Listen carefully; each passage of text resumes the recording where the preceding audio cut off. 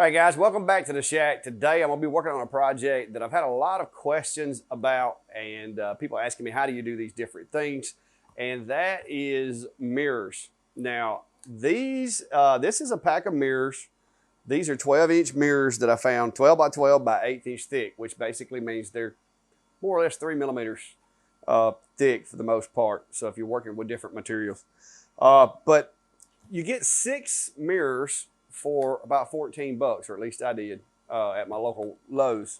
And so what we're gonna be doing today is I'm gonna be making these into lighted mirrors, multiple colored mirrors, solid colors mirrors. We're just gonna go through the different options that you can make using this little pack of mirrors. I also have made a frame that you can cut from 1/4 inch material or 1/8 if you wanted to, depending on the thickness of the mirror. You may have to make more layers. But we're going to add some lights, all that good stuff. And I'm going to show you where to find the file that I've made for these as well before the video is over. So if that's something you're interested in, stick around and we're going to get to it.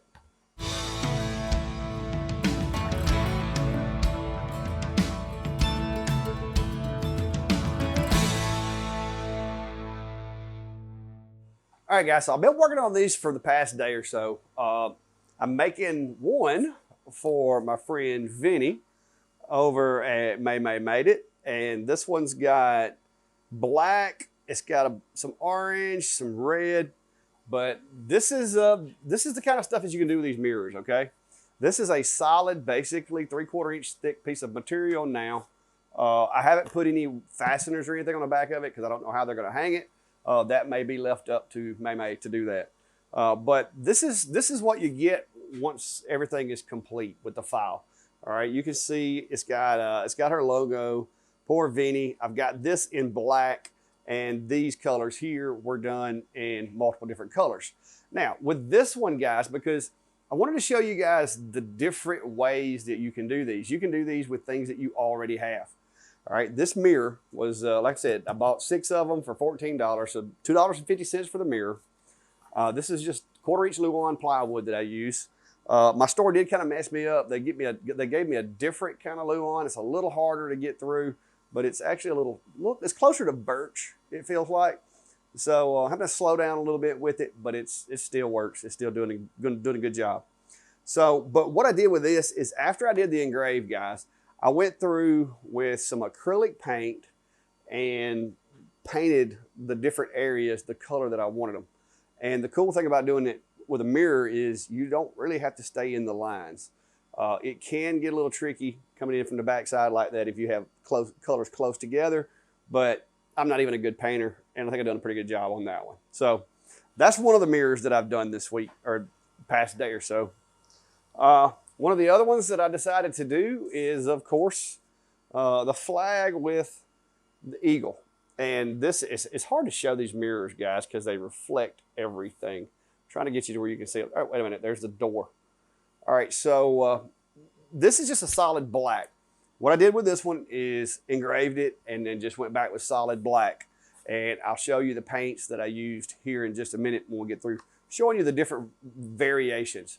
The one I'm working on now is actually multiple colors, but I'm going to be doing it with spray paint, and it's going to be backlit as well. So it's going to be a lot different scenario with that one.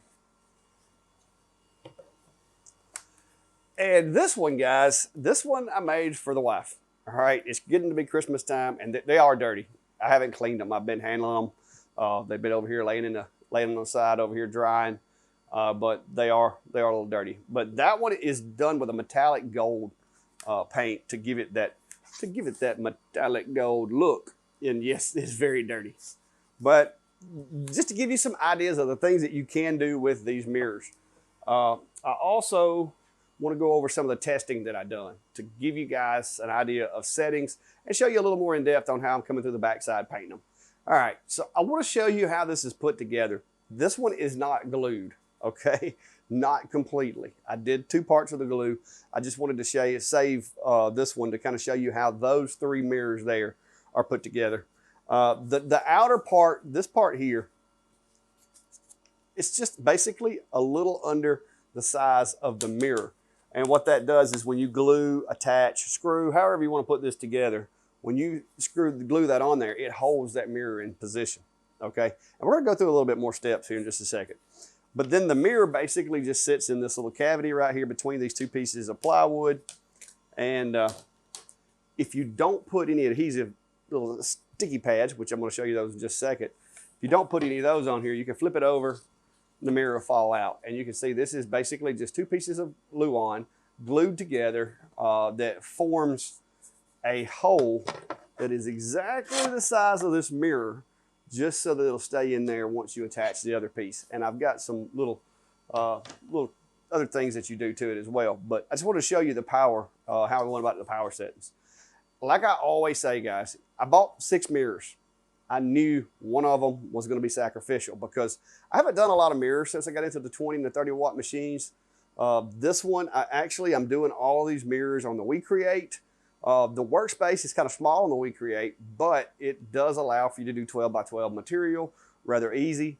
The machine has the frame of the machine works really well for a jig, and we'll show you how that works here in just a second without having to do any modifications to it. But this is the power settings grid that I did.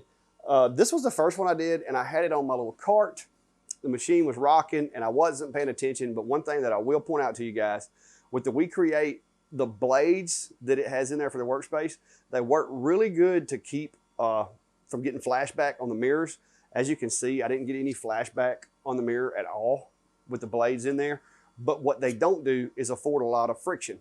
So when my machine was moving on that little cart I had it on, the mirror was slowly moving. And I caught it, and then I went in there with some painter's tape, run me a piece of painter's tape across here to hold it to the frame of the machine, and that fixed that problem. And then, of course, later I went and put it on my work table so that it wouldn't be shaking like it was. But as you can see, the settings are pretty forgiving. All through the spectrum that I did a power setting from 150 millimeters a second all the way up to 300. 300 was a little cloudy, so I wound up going up here to about 250 at 100% power. Run it twice just to try to see how much frosting I could get as well. And I did get some frosting also. Let's see if you can see through that. Let me put my hand back here. So you can see that's kind of frosted. That's slower speeds. This is a little more transparent, but for the painted effect that I was going for, I kind of wanted it to be as clear as possible. So over here is 50 millimeters a second up to 150 and ranging the power from 80 over to 100. And I did not reverse this one on the power scale when I burn it, so you kind of have to look at it from the front. But once I come up with the settings that I wanted, I did a few burns. And let me get a rag where I can wipe a little bit of this dust off here, guys. I've been doing a lot of other jobs, been working on some keychains and other stuff too. And so the dust has been flying in here the past couple of days. But we'll show you these little designs here. And as you can see, if you wanted to do, this is acrylic paint with a paintbrush, yellow acrylic paint with a paintbrush, and black with a touch of green right down there for the wolf. I don't know if you can see it, but that's what it looks like on the front side, guys. But that's what it looks like on the back. The cool thing about mirrors is this is one of those situations where the material will actually take that LPI. So you run an LPI up around 200 or so if you need. This I ran at 100, just a factory setting in the software that comes with the WeCreat. It worked out really well, so I left it alone. But if you're using light burn, you can run that LPI up to like 200 or so to get really, really crisp detail. And then once you burn it, if you want a blue butterfly, you just turn around to the other side. This is acrylic paint with a paintbrush. You can see my brush lines, guys. Now, I will tell you, if you use acrylic, be prepared to do multiple coats because the brush lines will show through the image if you're concerned about that. I wasn't too concerned. I wanted it to look a little variant on the insects because let's face it, insects aren't all the ways the same color all the way across. But the wolf, I think it turned out pretty well, but the image really didn't have enough blacks in it. And so it's kind of hard to spot unless you look at it just right, especially with the acrylic paint. But there you go, guys. That's how you get started. And let me move you over here and I'll show you how I put them together for just the 3 pieces without lights. And then later we're gonna do one with lights. So, all right guys, just to walk you through it, this is all the pieces, no matter which way I go to design the mirror. This is the back. This solid piece is always going to be the back of the mirror, okay? So you would select the back. If I'm putting lights in, this is the one I use for the lights. This basically is the front piece, but it's got a notch there that will allow you to be able to let the cable come out the side, or you can rotate it because this thing is symmetrical. You can have the cable come out the bottom or the top, or however you want to do it. Just simply by rotating this or flipping this, you can dictate where the wires for the LED lights are going to exit the frame. So that's all that's used for, guys. So if you download the file, this piece you'll only need if you're going to put lights, and we're going to go over that and actually walk you through it here in a second and show you how to put it together. All right, these are the two pieces for just the basic mirrors. This piece just adheres to this one, and all you got to do, guys, is line these up, and you're going to need to glue this piece to this piece, and that is going to create that cavity that the mirror can sit in. Like I said, if you're just doing it without the lights. If you're doing it with the lights, you're going to need to put the light spacer in there first. Depending on your lights, you may actually want to use 2 of those spacers, give yourself a little bit more of a gap. 3, 4, 5, knock yourself out, however many you think you need. But one thing that I will say is, whatever glue you use, as long as it's a glue that will hold wood together, it doesn't matter. I've got some Type Bond right here, it works. I've got a hot glue gun, it works. I've got CA glue, I've got May's glitter glue, it doesn't matter. Whatever you trust, just glue these together. Now, one little tip, if you don't have these, which are these little binder clips right here, these guys, when you're working with Lowe 3mm, 4mm material, these little guys right here are a lot cheaper at the Dollar Tree or Walmart than, say, a woodworking clamp. You can buy a pack of 8 of these for like $1.50 at the Dollar Tree. And once you glue it, you can use these things because the way the back of them is it's flat. And so once you glue it, you can use these to clamp it, and it will also keep the material flat. But these work really well if you're working with wood glue, because wood glue does take a while to dry, and you do need to have some pressure applied to it while it's drying. And like I said, for $1.50, I've got 2 boxes of these. You can grab you some of these guys here. These are, I think, 41mm binder clips, and they work great. So once you get this glued together, then all you got to do, guys, is you'll have, basically, once you get that done, you'll have a piece like this. Okay, this one's I've already allowed this one to dry. So you've got a piece like this. You're just going to sit that on the table, and then you'll take your mirror stock, whichever mirror, whichever one you want to go with. I'm just going to use my testing mirror, and you slide it in there. All right. Little tip for you, especially if you're using 4-point-something millimeter material, get yourself some of these little adhesive foamy strips. Okay, you don't have to have the little squares. You could, take scissors and cut it off a roll. But these little foam squares work really good. You can take them on the back side of the mirror. You're going to want to put them on the corners and then a couple in the middle, just to keep from having a pressure point in the middle. Once you put those in there, that foam is going to depress a little bit and kind of act as a cushion and kind of hold that in there, but not allow any slack so that it's not moving around. If you'll notice with some of my other mirrors, you can sling this around and the mirror's not moving. It's not bumping around in there, so it's less likely to get damaged. So what you'll do is you'll put these on the 4 corners, add a couple in the center. You can put them across the whole thing if you want. The only time that's going to be different is if you are adding LED lights. You're not going to be able to necessarily use these anywhere but around the edges. Because you don't want them in the way of your lights, and they're not really going to be touching anything because you're using the spacer. So these are really handy if you're just doing the flat mirrors. But because this is a test piece and I don't want to waste this frame, guys, we're going to stick this in here. We're just going to pretend we put the spacers in there, okay? So I'm going to slide this in there. It drops down in that hole, okay? The mirror won't move, but the problem is if you stand it up, it's going to fall out. You could, if you wanted, you could technically just glue it in here and just use this as a border. It's pretty cool if you needed more area. But the way that I've been doing mine, just to make sure they don't come apart, is I take the outer trim and line it up also. Like I said, same thing. Glue, whatever glue you're going to use, just get it on there, and then take your binder clips and use the binder clips. Or you could if you've got plenty of wood clamps, guys, you can use wood clamps. If you have neither, you can use painter's tape. But if you use painter's tape, find something flat. Use painter's tape to hold this together. Find something flat that's kind of heavy and sandwich this between it so that it does put a little bit more pressure on there for glue to dry. And then once you put your binder clips on here, after you've applied your glue, you can just let this guy sit and dry for a little while, and you'll be ready to go. So that's how easy this is to put together, guys. Now, the mirrors you can do on the WeCreat, because like I said, it's a 12 by 12 mirror. The frame, this frame is just over 300 millimeters to the farthest edges of the design. So you can cut the frame on most diode square lasers as long as you have a 400 by 400 workspace. Shouldn't have any issues. All right, guys, so for the panel that we're going to be doing the back lid on, I went ahead and got my first layer glued down, and as you can see, I'm using a lot of the clips just to hold that in place until that wood glue dries. But while we wait, I'm going to go ahead and put the lights back here. All right, so the lights that I'm using today, these are just like $5 Walmart lights. Nothing's fancy.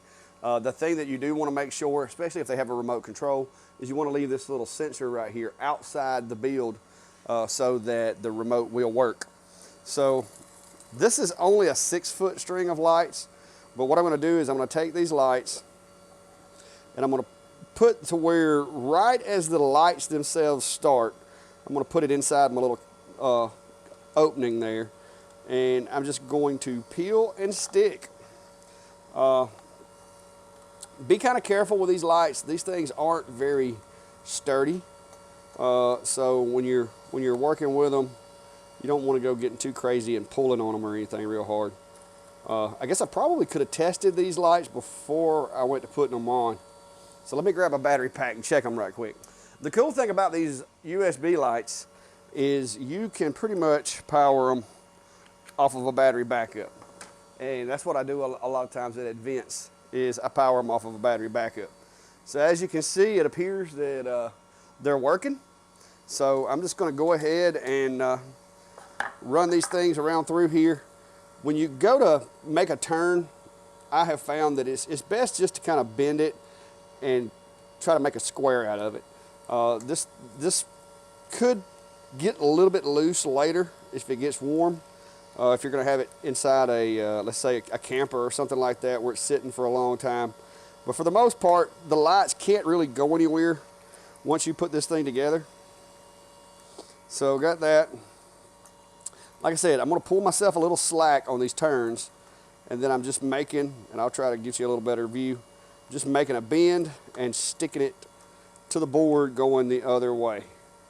Like I said, this is like a 6'6" string of lights, so it should be just enough to get us lit up well enough to do what I'm trying to do here.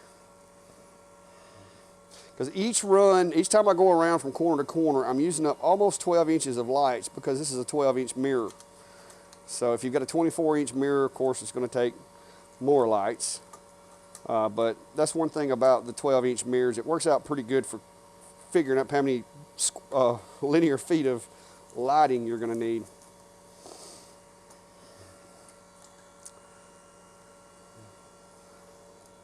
So I'm just going to keep going round and around until I get enough to properly illuminate the light. Now, the cool thing about what I'm doing here is this is not going to be just a transparent mirror.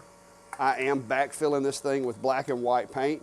So hopefully the LED diodes themselves won't be that visible as they would if you were simply frosting the mirror. They'd be a little more visible. So slowly getting there, guys. Like I said, just take your time. No need to be in a rush. I try to make an 1.5 inch or so gap between one string of lights and the other, trying to make this last until I can get at least a little bit of a run near the middle.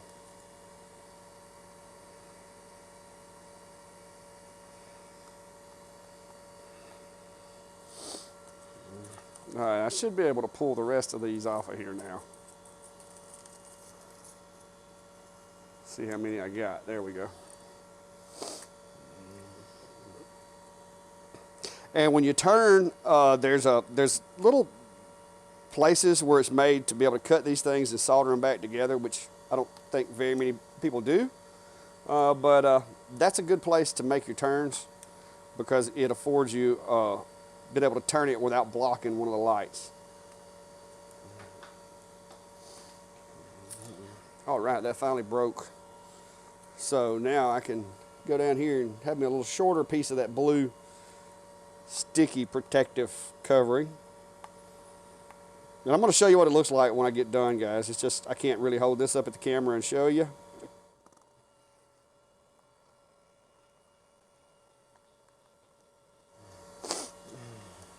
And there you go, guys. Kind of got them in there. All right. One thing I'm going to do before I put it all together, you take my hot glue gun here. This is where one of these guys comes in handy. And right where this goes through into the picture frame, I'm going to run me a little bead of hot glue down here just to kind of secure that cable so that if anything snatches that cable from the outside, hopefully it won't pull my lights. And there we go. So as soon as that cools, that should make sure the lights stay in the frame, even if somebody was to accidentally tug on the cord, somebody being me. So there we go, got that part done. I'll put the test frame back in there just to show you what it looks like right quick, or just set it over top of it. So just setting it over top of it, as you can see the diodes, but this is not painted the way that the other one's going to be painted. So it'll be a lot different look once I get it put together. All right, guys, so we'll show you the process of getting my logo to the way I want it.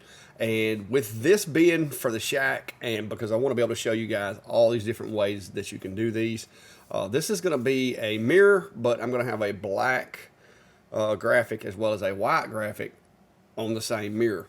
So there's going to be some preparation that I'm going to need to do to the file, and I'm just going to kind of walk you over here and show you what I got to do to get this thing prepped so that I can burn the black layer and then turn around and burn the white layer. And I'm going to do it in that order because the black color is darker. I want it on the bottom and then put the white on the top, just so that I don't have to cut through the white paint. So here we go. All right, so I'm going to be using my logo, of course, because this is for the shack. And what I'm going to do, just put it, basically, I'm just going to put it in the center of my workspace because I'm using Lightburn for the edit. You could probably do this in other softwares as well, but I am more well versed in Lightburn, so that's what I'm going to be showing you how to do the process in here. So what I've got to do is this is going to be the black burn. So this is going to be the burn that I'm going to run that will be the black letters to be seen. And as y'all know, my logo typically has white in the background right here. So that's what I've got to create now. In order to do that, I'm going to click on the black area of the engrave. And I'm going to go over here and just set an offset line. And I'm going to bring it outward 0.01 millimeters. And that's just enough to get it to keep from touching the other line. And then I'm going to hit OK. And what that has done is basically that has set that to a negative image for me. So if I bring my original logo in here again, you can see I now have a logo that is going to burn just the white parts, and I have a logo that is going to burn just the black parts. Now, these little lines out here, technically, I don't really need those, but you got to get both of them out of there if you're gonna do it that way.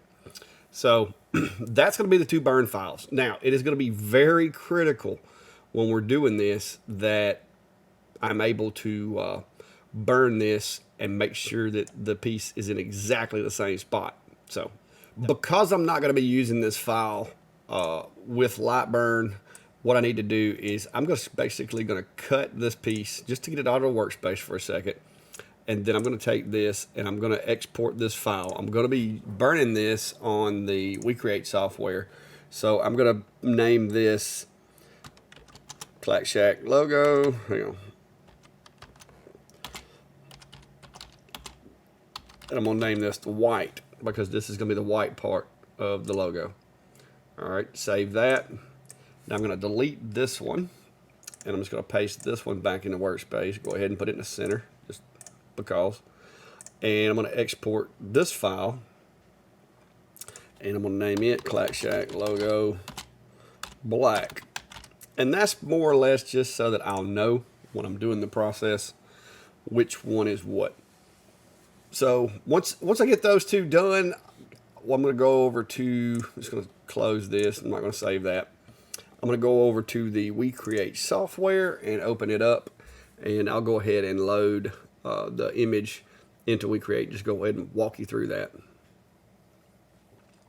So hit new project first, and in WeCreat, you're just going to have to go over here and hit the upload button, and then since I want to do the black first, I'm going to load the Clack Shack Logo Black. I've got a mirror in there, and I've got a little spacer, but what I'm doing, guys, is I'm trying to use the spacer. Basically is going to act as a jig between the spacer and the bottom of the cutting surface inside the machine is going to act as a jig. And then what I will do is I will have me a rectangle also inside here to kind of depict the area of the mirror. And the purpose of this little rectangle is, if you can see, I've got it set using the camera. I've got it set as close to the edge of the mirror as I can on both sides here. And the purpose of this is to try to make sure that I get everything situated in the middle. So what I'm going to do is I'm going to click on this graphic, and then I'm going to hold shift, click on this graphic, and just go to the align. I wish they had a center button, but there is no center. So I'm going to horizontal, and then I'm going to vertical. And hopefully, and the camera's been being pretty close, pretty accurate. So hopefully that will cause the logo, the burn, to be in the center of the workspace. All right, next thing I'm going to click on here and change this to a fill engrave. I need to change the material. So I'm just going to click out here on the outside and change this over. I did my power testing, and I went over that with you, but I've saved settings in here, and I've used these settings to do several other mirrors so far, and it's worked out really well. So that's going to be the settings. I'll be running 100% power, 250 millimeters a second, and this is going to be on the initial black background. The one thing that you got to be sure you do, guys, before you go any further, is flip this thing.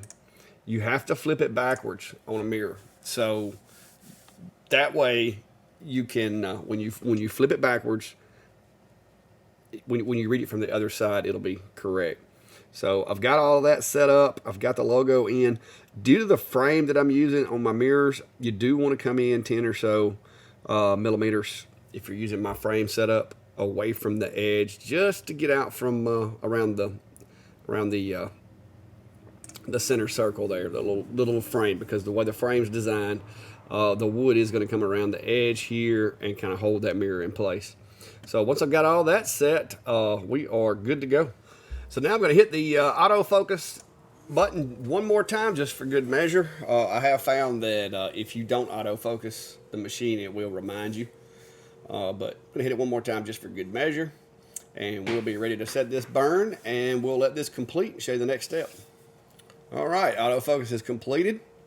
So we're ready to start this cut. As soon as it refreshes the overlay, it's going to kind of look, make sure nothing changed. Looks like we're good on that side. A little off on that side, maybe. Like I said, they claim that there's a way to update this camera and to calibrate it, but I cannot find it. So if you're one of those people that knows where that's at, feel free to send me a message, because I have looked in the settings and cannot find it.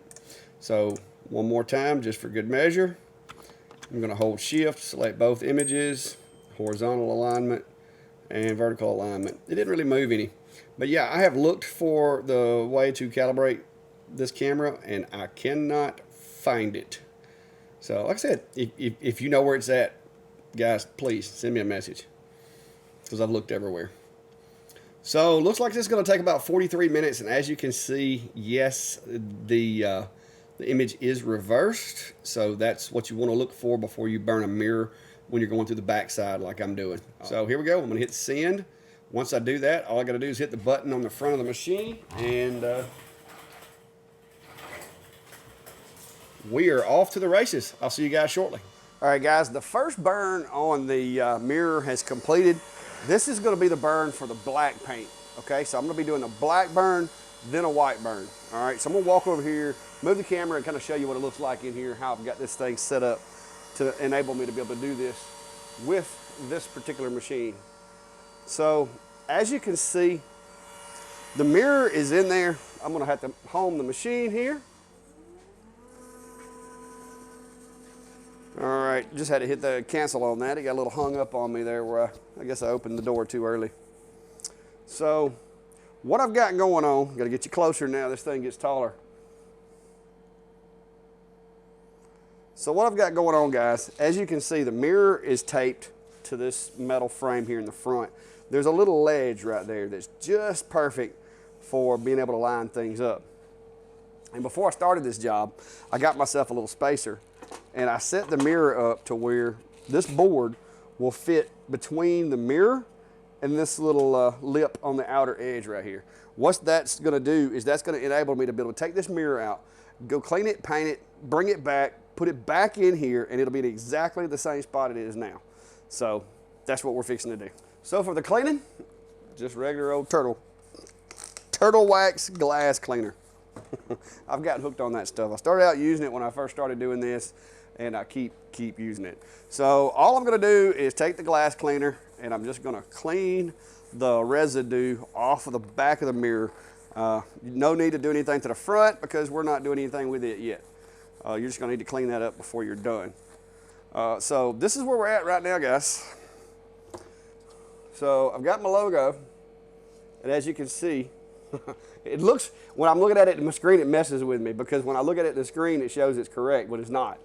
But when you look at it from that side, now it's correct. But this is the black part of my logo, and you can see some tiny little spots right here where it tries to have a little flashback. This machine has done, I'll take and clean this to show you. This machine has done a really good job of not damaging the mirror with any of the flashback. I have had some issues before with other machines and other setups, honeycombs and such, that the flashbacks would actually mark the mirror. But I've done all of my testing, and I've done 4 other mirrors so far, and no problems with any damage from flashback. If you are using a honeycomb or something like that, though, I promise you, it would benefit you to take some little pieces of wood or something and put under the edge of your mirror. You want about a 1/2 inch or so space between your mirror and the work surface if you haven't checked it to make sure you don't get flashback. So you can look, I didn't get it real clean, but there's no markings. Maybe I could get it a little cleaner. This is a brand new rag. I don't know why it's not cleaning any better than what it is. These are just shop rags, so it's not exactly a microfiber or anything. But there's no indication that any of the backflash is damaging the design, so we're good. We're rocking on, moving forward. But I think it's because of the way the blades are, and the tips are so thin, and that black material is absorbing the beam. But like I said, honeycombs in the past, I have had some damage to the front of my engraves. So we're gonna take this outside, and we'll be using a little 2X flat black. So I'm gonna go outside, I'm gonna coat this, I'm gonna be going left to right, up and down, let that dry, and then I'm gonna be going diagonal and letting that dry. That's the process that I like to do on these mirrors, make sure I get a good clear coat and everything's filled. All right, guys, so after letting it bake in the sun for a little while, you can see my paint has gotten good and dry, and that's where we're at so far. And I know what you're thinking, guys, that looks pretty awesome, and it does, it really does. But what I want to do is I want the white part to be engraved as well. So that's what we're going to be doing. And like I showed you earlier, I'm just basically going to open the machine here. The board that I've got in there and the frame of the machine, I'm going to use that as a jig so that I know that the mirror is exactly where it was before. Now make sure you get it right side up. That is critical. So I've got the mirror. I'm going to slide it in here to the cracks up against the board that I put in here. And I'll get you over here where you can see if I can get this thing to tilt far enough. So I've got it in there, and it's up against that board, and then I'm just going to put a little piece of painter's tape to make sure it doesn't move. And once I do that, hopefully it'll stay lined up, and we can run the rest of it. So a little 12-inch piece of painter's tape to go across the bottom edge.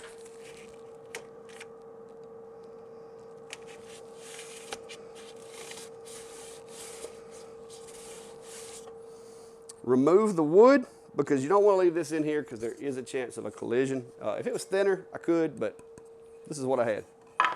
And back over to the machine. All right, guys, back over here in the WeCreat software, and what I'm going to do now is, this is the burn that we just did. All right, I haven't moved anything. I want to leave everything exactly as it is, and this is critical. So the next thing I'm going to do is I'm going to create another layer, and it's going to be layer 2. Now I'm going to upload the white burn. All right, first thing out of the gate, I'm going to need to go ahead and flip that guy around. And then what I'm going to have to do, and I probably should have done this before I did the first burn, before anybody says that. But, you know, it is what it is, guys. So what you're going to do is line this up. This is only going to be the white part of my logo. So I know that it is going to be right inside where that blue line is. That's where I need all these little yellow lines. I need them all lined up there. So basically just a little bit of resizing should help us out with that. And if this was a light burn file, guys, just so that I can explain this to you, if it was light burn, I would have just set those two at 2 different layers and then deactivated one of the layers. It's probably possible in this software, but it's not what I'm used to, so we're just having to wing it. But I also don't want to mess up my mirror because I think this is going to look pretty cool when I get done. All right, that's pretty close. And the good thing is if I do get a little off, nobody's going to know. All right, looks like all of my lines are where I need them to be. Yeah, I think that's going to be close enough. I don't see anything majorly off with that. So what I'm going to do now is go back to layer 1, and I'm just going to get rid of that layer and make sure I set this to a fill, and that should engrave all the parts that are supposed to be white. So let's go for it, guys. All right, so this is going to be all of the white area on my logo, and so here we go. I'm going to hit the start button. It's going to spin it up. It's going to like spool it, send it over to the machine, and you'll see a while ago we engraved the black parts. Now we're only engraving the white parts. So here we go. Send in. All right, guys, so the white burn has completed, and I'm going to go in here and get this guy out. We'll take a look at it, see how it looks.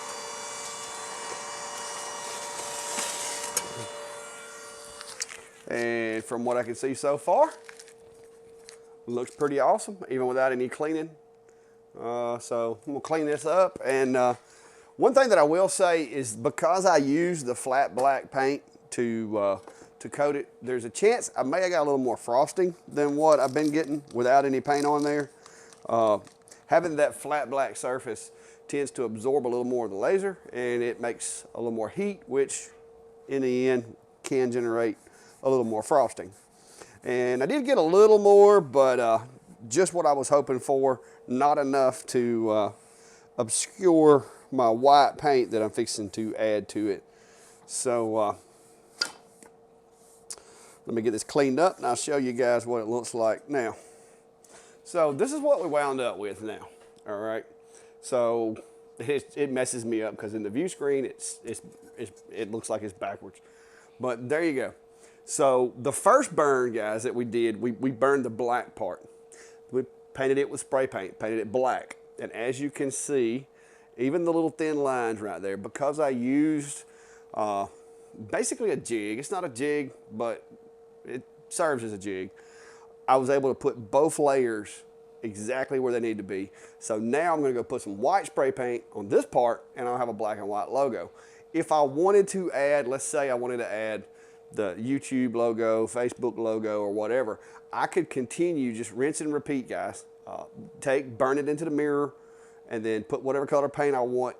Usually, in that case, you'd only have to do the affected area. Go to the next one. Go to the next one. So, but let me get outside and do the white. All right, guys, so I got the white done. Now, keep in mind, this is going to be a lighted display, so I don't want to put so much paint on there that the white is too hard to get the light passed through. So I just did a real thin layer of white, and I want to show you the results here. Now, this hadn't cured all the way, but it's been sitting out there in the sun for a few minutes, so it's good for now. But this is what I'm going for right here, guys.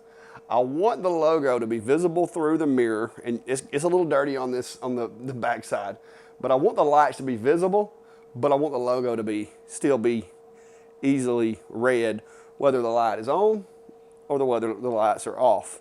And putting the light behind it, you can kind of see the effect that I'm getting. That is exactly what I wanted it to do. And all right, so back to the frame. Now we've got to add the piece for the mirror to sit in. This has been sitting for a while drying, so we should be good to go on it. I'm going to pull my little clips off of it and get ready for the next layer.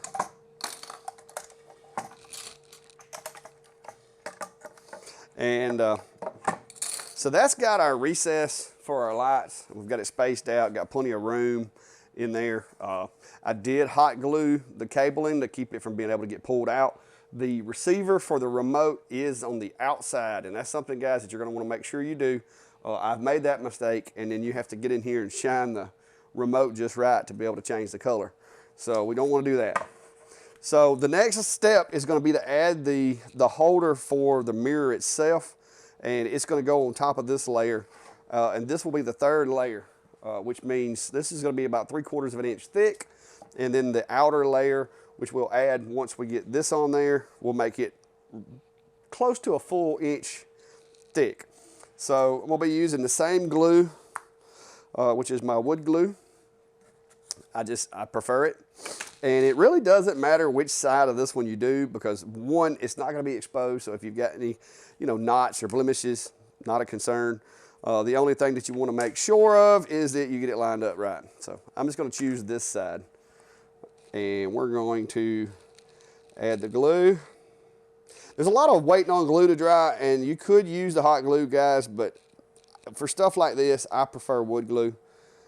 You may have a different glue that you prefer, and if so, that's great. You could use CA glue with activator to make it real quick, but this is what I've always done, and I'm having a hard time getting away from it. So I just prefer my Tite Bond glue for any of the wood stuff that I do, unless it's one of those where, I'm in a hurry or I need it to instantly hold. Then I'll go over to CA glue with some activator.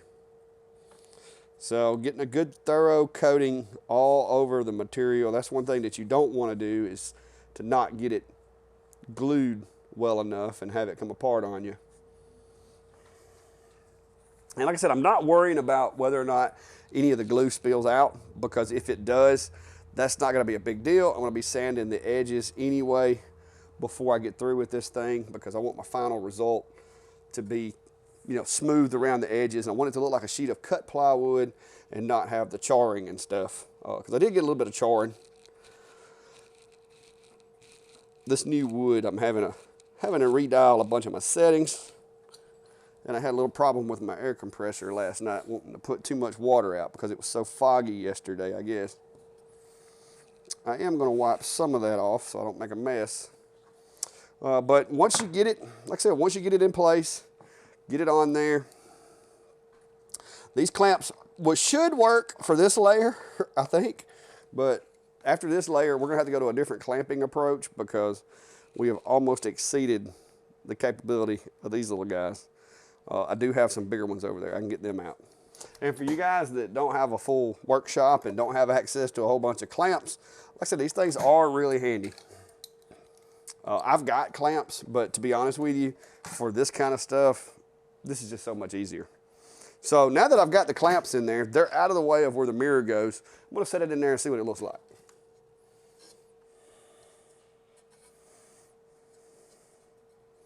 It's got fingerprints all over it. Can't tell you that. So there we go. It's in there. It's sitting in snugly. I'm probably going to put me some foam behind this one because I do have, and this is where you kind of got to make a decision. I do have a little bit of a gap between the top of the mirror and the outside of the material. Depending on how thick your material is, you may have that too, but that's where this little foam pieces come in handy. You can stick them either to the frame or to the mirror. In this situation, I'm gonna be sticking them to the frame, and then when I sit the mirror in there, it'll just sit down on top of them. But this is a remote. It comes with the lights. Haven't even opened it yet. We'll open it up, and I'm gonna put the lights on white, if I can, and go from there. So there's the lights on white, and I'm gonna cut the lights out so we can look at it to see if I wanna put me a diffuser in there or not. So that's what it looks like currently. You can see the LEDs, and what I'm gonna do now is I'm gonna take me a piece of this material I showed you earlier. I'm just gonna put it between the lights and the mirror and kind of see how well it diffuses them. And I'll be honest with you, I don't think that's enough for me to really worry about. So it's not gonna make that big of a difference. If I put it down on top of the lights, a little closer to the lights, it would probably work better. Coincidentally, this material is also 12 by 12 sheets, and I'll turn the lights back on where you can see this. Stand by. But coincidentally, my sheets are also 12 by 12. So if I wanted, I could add that wherever, whether you wanted to just put this in here and then come on up with a couple more layers or whatever. But this fits perfectly in the hole where the mirror goes because it is a 12 by 12 sheet. And like I said, it kind of diffuses the light a little, but I don't think it's going to be enough of an issue seeing the bulbs for me to be concerned about. So what I'm going to do is I'm going to go ahead and put these are my little tabs. These are basically just little squares of foam tape. And I'm going to go ahead and put me a few of those on here just to serve as spacers, if I can get them to quit tearing up. And what this is going to do basically is just going to make sure the mirror doesn't bounce around or doesn't move. And there's enough room in the corners. I'm not going to be able to put any in the center because we have the lights and don't have anything to attach it to. But I am going to put them around the edge here. These are double-sided, sticky. So once I get it in there, I'm going to peel these little backers off, and it'll basically also serve as holding the mirror in place so it doesn't move. All right, so I got all those in there. I want my cable coming out the bottom, so I'm going to orient my mirror with the bottom of the mirror towards where the cable exits the frame, and go ahead and drop that guy down in there. Make sure it gets in the recess and kind of press it in and get it to stick. And now, my battery. I don't know if you can see it, guys, but now the mirror sticks up ever so slightly, maybe like a half a millimeter higher than the wood. But that's okay because that's foam board that I put, or foam pieces I put under there. And when I put pressure on the top of this, it's going to press it down and it's going to make sure it stays stuck, and it's going to keep it from being able to wiggle around in any kind of void that might be there. So there we are so far, guys. I'm going to let this dry and we'll be back. All right, guys, as you can see, the final piece is on there. Everything's dried. Got my cool little remote here so I can change the color of the lights. Like I said, it turned out really well. The project is exactly the way I wanted it. There we go. If I can get the remote to work. So I've got the lights in there. Everything went together. Let me lay that down where I can show you. But even without the lights, with this being a two-colored mirror engrave, you can see it. So if it's unplugged, let me unplug it, you can still see it. And that's what I wanted. I did a frosted mirror, this on the front of my clack shack, my portable clack shack, and it works great at night, but during the day it's kind of hard to see because there's no color, and it's just a bunch of reflection. So this is something I've been dreaming it up, trying to come up with a process of how to do these, and I wanted it to be a video that I could share with you guys as well as the file. Like I said, the WeCreat, by the way, appreciate you guys sending the machine out. It does a great job. And guys, if you're interested in a machine or any other things that I use in the video, I'll try to drop all the links down below. If I miss something, remind me in the comments and I'll be sure to add it for you. But also this file, which, like I said, I've sanded this one.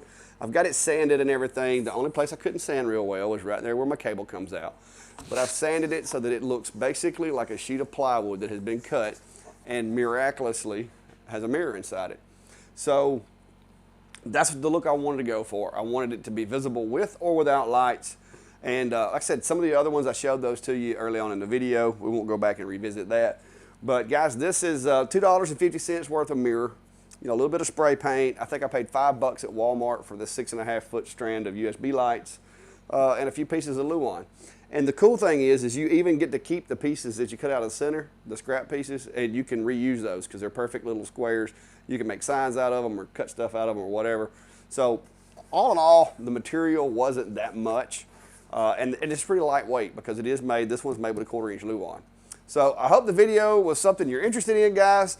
Let me know down below what you think. And if you've ever seen any videos like this with the mirrors with multiple colors. I know there's lots of videos. I did one myself of frosting mirrors, but I hadn't seen any out there about the painted mirrors. So that's why I felt like this would be something cool, something that you can add to your arsenal when you're offering things to customers. Just a standard mirror, or you can paint it. Another thing too, guys, with a little bit of tape, I could either paint, stain, do whatever I want to this frame. Now that it's all put together, you would have to make sure to tape it up really good and cut the line around through there with an X-Acto knife so not to get any paint on the mirror. But if you did get paint on the mirror, it's easy enough to get paint off a glass with the right chemical. So that's going to be it for tonight, guys. I really hope you like this video. It took literally all day to do all of the stuff that I had to do to go into this video. So be sure to hit the thumbs up button down below. If you hadn't already, subscribe to the channel. And as I get more content, more things like this, I'll be sharing those to you guys.